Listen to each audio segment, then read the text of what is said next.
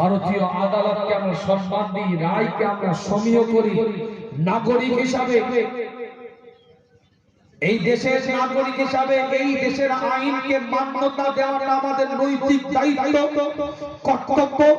এই দেশের সিটিজেন হওয়ার কারণে এই দেশের আইনের আদালতের আইনকে কোনো কিছু মিল পায়নি। ওই রায় দেওয়ার আগেই বলেছে, সয়েল টেস্ট হয়েছিল, মাটি পরীক্ষা হয়েছিল বাবরি মসজিদের তলায়। সেই সয়েল টেস্টে মাটির পরীক্ষায় কোন রকম কিছু চিহ্ন পাইনি।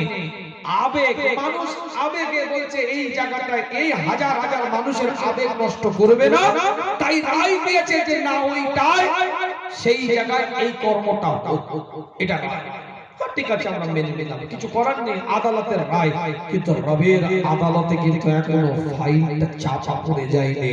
ভারতের আদালতে ফাইল চাপা পড়ে যেতে পারে, ভারতের আদালতে, ভারতবর্ষের আদালতে হয়তো ফাইলটা বন্ধ হয়ে যেতে পারে, ক্লোজ হয়ে যেতে পারে, রায় হয়ে গেছে, কেস ফিনিশ হয়ে যেতে পারে, কিন্তু রবের আদালতে কিন্তু সেদিন থেকে আবার শুরু হয়ে গেছে পরীক্ষা। ঠিক বলছি, রবের আদালতে কিন্তু চলছে। কিয়ামতের দিনে সেদিনে কিন্তু ফয়সালা হবে। তাকদীর দেখে কিছু একটা করেছে, সেটা তাদের ধর্ম, তারা পালন করবে। আমরা সম্প্রীতি, ভ্রাতৃত্ব, মানবতা আমরা পছন্দ করি। আদালতের রায়কে আমরা মান্যতা দিয়েছি, সম্মান দিয়েছি। আল্লাহ আমাদের সকলকে সহি বুঝদান করেন, সকলে বলে আমিন। যে যার ধর্ম যে যার জায়গা থেকে সে পালন করবে, তো বাধা দেওয়ার কিছু নেই।